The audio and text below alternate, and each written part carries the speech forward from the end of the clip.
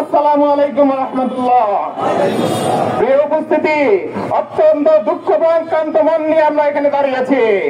আপনারা জানেন, ইসলামী ছাত্র শিবিরের ৪র্থ দফা সাধারণ ছাত্র সমাজের সমস্যা সমাধানের জন্য, সেই ৪র্থ দফা সমস্যা সমাধানের উদ্দেশ্য নিয়ে তারই কার্যক্রম হিসেবে ইসলামী ছাত্র শিবির সারা দেশে ছাত্রদের জন্য হেল্প ডেস্ক চালু করেছে।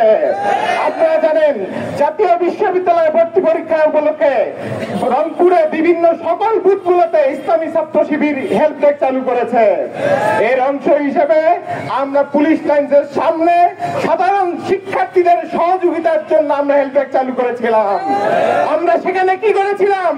আমরা সাধারণ শিক্ষার্থীদেরকে কলম উপহার দিয়েছি, আমরা সেখানে তাদেরকে পানি দিয়েছি, আমরা তাদেরকে সিট পাইতে সহযোগিতা করেছি, এমনকি আমরা বাহন দিয়ে সহযোগিতা করেছি। উপস্থিতি, আমরা সেখানে সাধারণ শিক্ষার্থীদের মোবাইল ব্যাগ সংরক্ষণে রাখার জন্য চেষ্টা করেছি। কিন্তু একটি কুচক্রী মহল, ফ্যাসিবাদের দোসররা, তারা সেটা সহ্য করতে পারেনি।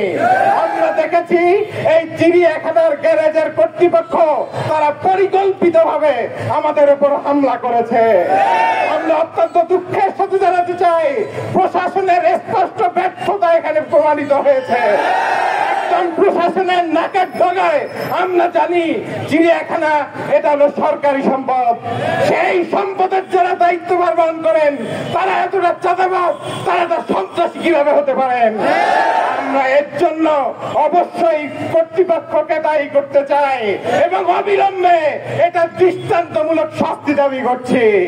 আমরা দেখেছি, খোঁজখবর নিয়ে দেখেছি, সেখানে মেহেদী সহ আরো বেশ কয়েকজন সন্ত্রাসী যারা যুবলীগের সাধারণ সম্পাদক মুরাদের অনুসারী ছিল, আমরা দেখেছি সাধারণ ছাত্র জনতার উপরে তারা কিভাবে ৫ই আগস্টের আগে কিভাবে সরাসরি গুলি করেছিল।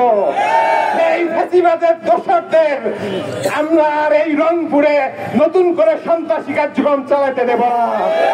উপস্থিতি, আমরা এর তীব্র নিন্দা জানাচ্ছি এবং প্রশাসনের কাছে দাবি জানাচ্ছি, আগামী ২৪ ঘন্টার মধ্যে এর মূল হোতাদেরকে খুঁজে বের করে দৃষ্টান্তমূলক শাস্তির জন্য আইনের আওতায় নিয়ে আসতে হবে। এই উপস্থিতি, আমরা ইসলামী ছাত্র শিবির, আমার ভাইয়ের উপরে আঘাত করা হয়েছে, তারপরে আমরা ধৈর্যশীলতার পরিচয় দিয়েছি, আইনের প্রতি শ্রদ্ধাশীল। কিন্তু আমরা বলতে চাই, ইসলামী ছাত্র শিবিরের এই ধৈর্যশীলতাকে আমাদের দুর্বলতা মনে করবেন না।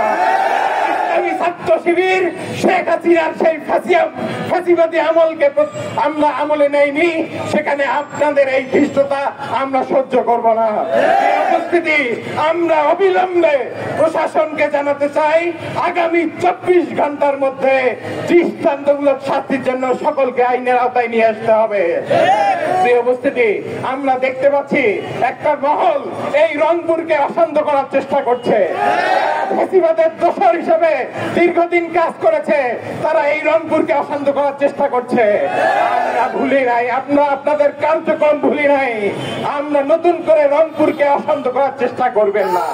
এই উপস্থিতি, সর্বশেষ বলতে চাই, সারা বাংলাদেশে আমরা দেখতে পাচ্ছি ক্যাম্পাসগুলোতে শিক্ষার সুষ্ঠু পরিবেশ আবারও নস্যাতের পায়তারা করা হচ্ছে, জুলাই স্পিডের বিরুদ্ধে কাজ করা হচ্ছে। আমরা দেখতে পাচ্ছি আজকে চট্টগ্রামে আমার ভাইয়ের উপর হামলা করা হয়েছে। আমরা দেখতে পাচ্ছি ক্যাম্পাসগুলোতে আবারও পাওয়ার পলিটিক্স খাটানোর চেষ্টা করা হচ্ছে। আমরা ঘোষণা দিতে চাই, যারা নব্য ছাত্রলীগ হওয়ার চেষ্টা করছেন, যারা নব্য আওয়ামী লীগ হওয়ার চেষ্টা করছেন, ইসলামী ছাত্র শিবির সাধারণ ছাত্র জনতাকে সাথে নিয়ে জুলাইয়ে যেভাবে শেখ হাসিনার পতন ঘটিয়েছিল, আবারও আমরা ঐক্যবদ্ধভাবে সেটা প্রতিহত করবো ইনশাআল্লাহ। আমাদের সংক্ষিপ্ত আহ্বানে আপনারা যারা সামিল হয়েছেন সকলকে আন্তরিক মোবারকবাদ জানাচ্ছি। একই সাথে ইসলামী ছাত্র শিবিরের আহ্বানে আগামীর যে কোনো কর্মসূচিতে আপনাদের স্বতঃস্ফূর্ত অংশগ্রহণ করার আহ্বান জানিয়ে আমরা আজকের এই শান্তিপূর্ণ কর্মসূচি এখানে সমাপ্ত করছি। সকলকে ধন্যবাদ। আসসালামু আলাইকুম ওয়া রাহমাতুল্লাহ।